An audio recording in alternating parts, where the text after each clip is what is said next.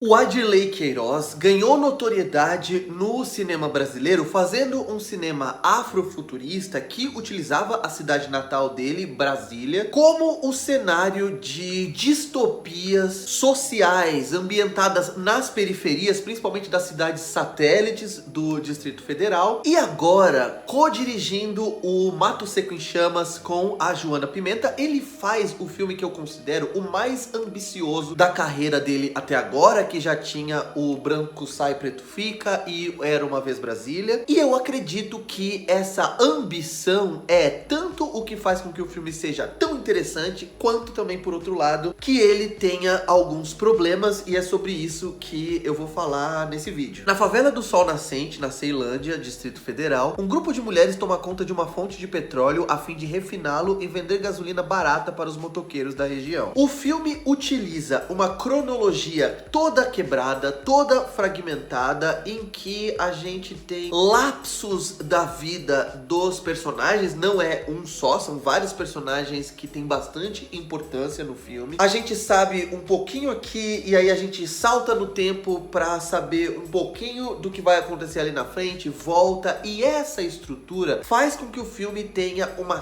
cara daqueles dramas de painel, sabe? Em que a narrativa salta de um personagem pro outro o tempo todo para desenvolver temas maiores que tem muito mais a ver com aquele microcosmo, com aquele universo, do que com um ou outro individualmente. Essa estrutura também, somada ao fato de o filme ter 2 horas e meia de projeção, cria uma aura de épico e também gera certo mistério, porque muitas vezes a gente não compreende, principalmente na primeira metade ou na primeira hora do filme, o que está acontecendo, e a gente só vai entender quando as peças certas do quebra-cabeça forem nos dadas no momento certo. Só que ele também renega o drama. Ele não é um drama no sentido convencional da palavra, porque o filme investe muito mais tempo em diálogos e em retratá-los nos detalhes, deixando a cena se prolongar, mantendo a câmera nos personagens, ouvindo as conversas deles, muitas vezes triviais, com uma abordagem minimalista que prioriza os detalhes e que prioriza o estilo de vida daqueles personagens, ao invés de focar suas atenções principais nos grandes eventos que marcam a existência daquelas pessoas. O filme também busca proporcionar essa experiência de imersão minimalista, e além disso, utilizando não atores que vivem de certa forma versões de si mesmos e que muitas vezes olham para a tela naquele esquema de cabeças falantes e comentam o que a gente acabou de acontecer, comentam a perspectiva deles sobre os eventos do filme. Ele também é um documentário, ou pelo menos um pseudo-documentário em alguns momentos. Esse pseudo-documentário foca nas motivações dos personagens, nas consequências que eles enfrentam pelas próprias ações, mas em alguns momentos também ganham um tom político, não só porque aquela atmosfera toda é política por si só, mas também porque a gente acompanha, mesmo que de maneira um pouco periférica, alguns acontecimentos que marcaram o Brasil nos últimos anos. Então a gente vê o surgimento e o fortalecimento dessa extrema-direita fascista no Brasil, e como esse pensamento penetrou a cabeça das pessoas, inclusive nas periferias, inclusive entre as populações mais pobres do Brasil. E aí, como você pode perceber, todos esses estilos diferentes de filme, todos esses métodos diferentes de narrar uma história, alguns deles são propositais, então é óbvio que a intenção do filme é fazer essa experiência de ficção e não ficção ao mesmo tempo, mas por outro lado, ao ter focos, ao ter prioridades aparentemente bem diferentes e às vezes inclusive contraditórias, faz com que o filme acabe sendo um pouco fragmentado e sem foco. Eu acho que todas essas abordagens funcionam no micro, né, individualmente, mas o filme tem bastante dificuldade em conectar todas em uma narrativa mais coesa, tanto que eu acho que quando vocês assistirem o filme, vocês vão ter muita dificuldade de explicar que tipo de filme vocês viram. Um dos pontos fortes da estratégia narrativa e também da execução dessa estratégia pelo Adley Queiroz e pela Joana Pimenta é a maneira com que eles conseguem extrair extrair verdade, com que eles conseguem extrair um naturalismo extremo, mesmo trabalhando com não atores, porque é muito difícil, até em documentários, você filmar as pessoas e deixar elas à vontade o suficiente e também extrair delas interpretações que sejam convincentes, que sejam naturais. E aqui, não só nos momentos em que elas estão falando com a câmera, aquelas personagens interagem entre si como se a câmera não estivesse ali. A câmera em nenhum momento parece uma intrusa no dia a dia daquelas pessoas. E quando os momentos de ficção, ou pelo menos de reencenação da realidade, o que também seria configurado como ficção, interrompem o fluxo mais documental ou pseudo-documental, isso é feito de uma maneira bastante orgânica, bastante fluida, bastante natural, tanto que você não percebe, às vezes, essas oscilações. Ou seja, é um trabalho de mise-en-scène ou de encenação que merece todos os elogios do mundo. E mesmo que o foco aqui não seja o afrofuturismo como nos filmes anteriores do Adley Queiroz, esse é um filme que tem também aquele tom de ficção científica softcore, aquele tom de distopia que o Adley costuma trazer para os filmes dele, principalmente utilizando, como eu falei, as cidades satélites e as periferias do Planalto Central, do Distrito Federal, como um retrato de um Brasil profundo no qual as nossas contradições como nação são exacerbadas. Ou seja, as feridas desse capitalismo tardio, do qual muitas vezes Brasília é utilizada como um grande símbolo no nosso país, estão ali sempre à flor da pele, e aquele cenário, aquela situação, aquele ambiente, aquele universo pulsam Brasil muito mais do que necessariamente funcionam aqui nesse filme, pelo menos, como um local em que uma história propriamente dita seja desenvolvida de uma maneira muito original ou até de uma maneira mais surpreendente. O que importa aqui é a vida daquelas pessoas, e muito mais do que a vida individual de cada uma delas, a vida daquelas pessoas como coletivo social. Se vocês assistirem ao filme, venham aqui dizer se vocês gostaram, não gostaram, concordam ou discordam dos pontos que eu apresentei nessa crítica. Curtam esse vídeo, se inscrevam no canal, cliquem no sininho e sempre para sempre receber notificações de vídeos novos por aqui. E por hoje é isso. Um abraço, tchau!